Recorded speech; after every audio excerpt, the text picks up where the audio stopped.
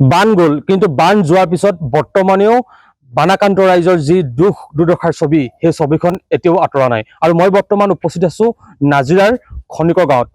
যিটো এই যি নাজিৰাৰ খনিকৰ গাঁও, এই খনিকৰ গাঁৱটো হৈছিল পলংগাৰী বান। এমাহ পাৰ হৈ গ'ল, কিন্তু এমাহ পাৰ হোৱাৰ পিছতো তেওঁলোকৰ দুখ দুৰ্দশাৰ যিখন ছবি, সেই ছবিখন মাৰ যোৱা নাই। মোৰ সহযোগীক দেখাবলৈ অনুৰোধ কৰিছোঁ। মই যিহেতু এঘৰ ব্যক্তিৰ ঘৰৰ সন্মুখত বৰ্তমান উপস্থিত আছো। তেওঁলোকৰ আগফালৰ যি চোতাল, সেই চোতালখনত এতিয়াও বৰ্তমান আচলতে পলস পৰি আছে। ঘৰখন এফালৰ পৰা পলংগাৰী বানে টচ টচ কৰি লৈ গ'ল, এফালৰ পৰা যিহেতু টচ মচ কৰি নিলে পলংগাৰী বানে, তাৰ পিছৰ পৰ্যায়ৰ যিখন ছবি দেখুৱাইছো, এইদৰে ঘৰখনৰ সন্মুখ ভাগ, এইদৰে প্ৰতিটো আচবাব পৰিত্যক্ত অৱস্থাত পৰি ৰৈছে ঘৰৰ আগফালৰ চোতালত। আৰু যিসমূহ তেওঁলোকৰ সা সামগ্ৰী, সেই সা সামগ্ৰীবোৰ আচলতে অনিষ্ট হোৱা পৰিলক্ষিত হৈছে। যিহেতু এই যি পলংগাৰী বান, এই পলংগাৰী বান হোৱা এমাহ পাৰ হ'ল, কিন্তু তাৰ পিছৰ ছবিখন এয়া এতিয়া আচলতে দুখ লগা বুলি ক'ব লাগিব, নিচেই দুখ লগা বুলি ক'ব লাগিব। যিহেতু আমি খনিকৰ গাঁৱত উপস্থিত আছো, আমি একাধিক্ৰমে প্ৰতিটো দৃশ্য আমি দেখুৱাই গৈছোঁ। আমি ND24 জৰিয়তে ND24 কেমেৰাত আমি প্ৰতিটো দৃশ্য আমি দেখুৱাই গৈছোঁ। এইসকল আচলতে বানাকান্ত ৰাইজ, তেওঁলোকৰ মুখখন আচলতে, তেওঁলোকৰ চকু দুটা, তেওঁলোকৰ আচলতে চকুত এতিয়াও বৰ্তমানো চকুলো, কিয়নো তেওঁলোকৰ ঘৰখনৰ প্ৰতিটো সা সামগ্ৰী, তেওঁলোকৰ যি আচলতে বছৰেকৰ যি ধান চাউল আছিলে, সেইসমূহ আচলতে এই পলংগাৰী বানে অনিষ্ট কৰি নিলে।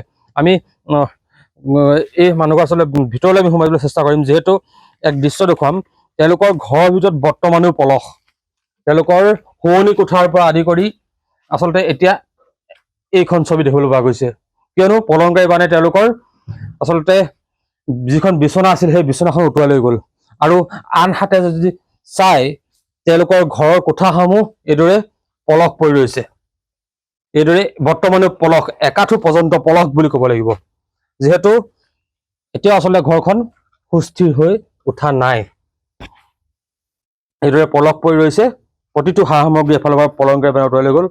যিহেতু পলংগাৰী বান হোৱা আপোনালোকৰ ইয়াত এমাহ পাৰ হৈ গ'ল, আৰু দেখিছো আপোনালোকৰ ঘৰৰ সন্মুখৰ চোতালত এতিয়াও পলস, ঘৰৰ ভিতৰতো পলস। এতিয়া বৰ্তমানটো আমি নিশা 7টা বজাত ভাবিব নোৱাৰো। কোন সময় ভাত খাইছিলো, ভাত খাই কিনে তাৰপিছত আপোনাৰ টিকা ঘূৰাবলৈ নাপালো। তাৰপিছত দোকানৰ বস্তু আনি মেলি তুলিব নাপালো। ঘৰৰ ভিতৰতে ইমান পালেহিয়ে, পাই মেলি কি কৰিম, এতিয়াতো উপায় নাই। বস্তু বাহনি, কাপোৰ কানি একো তুলিব নোৱাৰিলো। তিতা গাই থাকিলো 3 দিন, এনেকে থাকি মেলি আৰু কি কৰিম আৰু। সেইদিন থাকিলে ক'ত আপোনালোক? আমি এই লিগিপুখুৰী ক্লাবত থাকি মেলি লঘনে ভোকে থাকিলো আৰু। আপোনালোকৰ ইয়াত পানী কিমান আছিল ঘৰৰ ভিতৰত? এতিয়া কি কৰিব, এতিয়া বৰ্তমান এইভাগে আছো, হাজিৰা মাজিৰা কৰি খাইছো আৰু। অনিষ্ট কি হ'ল আপোনালোকৰ? আমাৰ গৰু, ছাগলী, কুকুৰা, তাৰপিছত ধান, দোকানৰ ফ্ৰিজ 3টা গ'ল, তাৰপৰা দোকানত যিবোৰ বিকা বস্তু চব খতম, একো নাই। তাৰমানে মানুহ থাকিবলৈ শান্তিত নাই। বিচনা চিচনা চব ভাঙি টুচক চুচক চব লৈ গুচি গ'ল। আচলতে এইসকল বানাকান্ত ৰাইজ, তেওঁলোকৰ প্ৰতিটো বস্তুৱে, ঘৰখনৰ প্ৰতিটো বস্তু উটুৱাই লৈ গ'ল। যিহেতু আপোনালোকৰ এই যি পলংগাৰী বান ইয়াত হৈছিল, পলংগাৰী বানে কি কি অনিষ্ট কৰিছে আপোনালোকৰ? মই সকলো বস্তু উটুৱাই নিলে, একোৱেই নাই। মই বুলিবলৈ পিন্ধি থকা কাপোৰযোৰে মোৰ অকল গাত গ'ল আৰু, একোকেই নাই মানে। আনলাগে মোৰ নিজে বোলে চাদৰ এখন, ব্লাউজ এটা, পেটিকোট এটা সামৰি লওঁ বুলি ল'বলৈ নোৱাৰিলোঁ। মই ভিতৰলৈ সোমাই আহিছিলোঁ, আহি পিনে সেই হোৱাৰ ৰুমৰ বেৰখন, বাঁহৰ বেৰ আছিলে, সেই বেৰখন আহি মোক হেঁচা মাৰি ধৰিলেই নহয়। তাৰপৰা ল'ৰাটোৱে মোৰ হাতৰ কঁকালটো ধৰি বোলে মৰিবা এতিয়া বুলি কৈ মোক টানি আজৰি তোলে বাহিৰলৈ উলিয়াই নিছে আৰু। মই ক'ব নোৱাৰো সেইডোখৰতে আৰু কি হৈছে মই ক'ব নোৱাৰো। তাৰপৰা মা মই আহক তেওঁলোকে দুফাল ধৰি আলি উলিয়াই নিছে। আলিতে ইমানটো হ'লেই আৰু। এতিয়া আপোনালোকৰ যি ধান চাউল সেইসমূহ আছে নাই ঘৰত? একোৱে নাই আমাৰ এতিয়া, একোৱে নাই। ধানখিনি চোতালৰ সেই পলিমূৰত আছিলে, দম পাতি ইমান দম, ইয়াত ইমান দমে আছে ধান বান্ধি, আমাৰ মাৰি থোৱা ধানে আৰু। এইখিনি ধান গোটেইখিনি মানুহ আৰু ল'ৰাবোৰ আহিছিল, লগৰ ল'ৰাটো ভাগৰ, এইবোৰ গোটেইখন চোচাই সেই পলিমূৰত থলেগে। পলিমুখৰ ধানখিনি মানুহ ৰাইজে কয় নহয় ইমান গন্ধ ওলাইছে, গন্ধ ওলাইছে। আকৌ ধান চাউল সকলো অনিষ্ট হ'ল, চব আছিলে। মই এই খেতিৰ কাৰণে 1 কুইণ্টেল ধান শুকুৱাই থৈছিলো, শুকুৱাই পিনে গোটাই থৈছিলো। যোৱা বছৰ ধান অকল চাউল এবস্তা আছে, সেই বস্তা খাইছো। সেইখিনি এতিয়া খাইছে কি এইকেইদিন? এতিয়া এই ৰাইজে ৰেচন দিয়ে নহয়, তাকে খাইছো আৰু।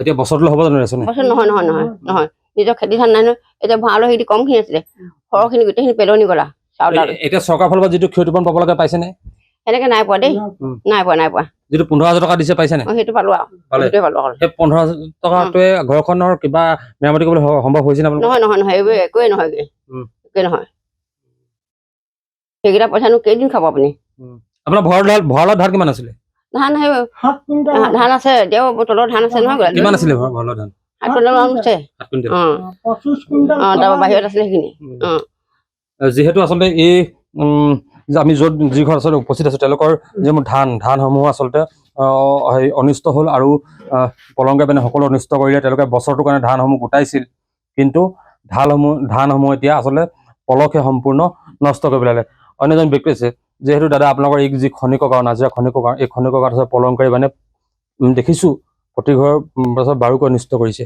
কি ক'ব সকলোকে অনিষ্ট কৰিলে প্ৰতি ঘৰ মানুহে শেষ কৰি পেলালে একোৱে নাই শূন্য হৈ গ'ল মানুহৰ জীৱন যাপন সকলো শূন্য কৰি দিলে একোৱে নাই মানে মানুহৰ জীৱনটোহে বচালে তাৰ বাহিৰে একো বচাব নোৱাৰিলে সকলো শেষ আৰু মানুহ এতিয়া জীৱন যাপন কেনেকৈ কৰিব কোনো গম পোৱা নাই এতিয়ালৈকে 10 বছৰলৈকে একো উন্নতি নহয় এখন যি আছিলে সকলো শেষ আপোনাৰ ঘৰ কি অনিষ্ট কৰিলে মোৰতো একোৱে নাই ক'বলৈ গ'লে মই নিজৰ জীৱনটোহে বচালো তাৰ বাহিৰে একো নাই আনকি মোবাইল ফোনটো গ'লগৈ সেইটো যেহেতু আপোনালোকৰ বান 19 তাৰিখে হৈছিলে 19 তাৰিখে এমাহ হ'ল আজি এটা কথা ক'ব লাগিব যেহেতু এমাহ পাৰ হৈ গ'ল কিন্তু এওঁলোকৰ যিসকল বানাক্ৰান্ত ৰাইজ এওঁলোকৰ আচলতে দুখ দুৰ্দশাৰ যিখন ছবি সেইখন মাৰ যোৱা নাই কিয়নো এই যি পলংকাৰী বান এই পলংকাৰী বানে এই আচলতে নাজিৰাৰ খনিকৰ গাঁৱৰ যদি আমি চাওঁ আচলতে এওঁলোকৰ যি আচলতে বছৰটোৰ বাবে গোটাই থোৱা যিসমূহ ধান আছিল চাউল আছিল ইয়াৰ উপৰিও ঘৰখনৰ গৰু ছাগলী সকলো এফালৰ পৰা যেন ধ্বংস কৰি নিলে আৰু তেওঁলোকৰ এতিয়া আচলতে চকুত বৰ্তমানো চকুলো তেওঁলোকৰ দুখৰ যিখন ছবি সেই ছবিখন বৰ্তমানো মাৰ যোৱা নাই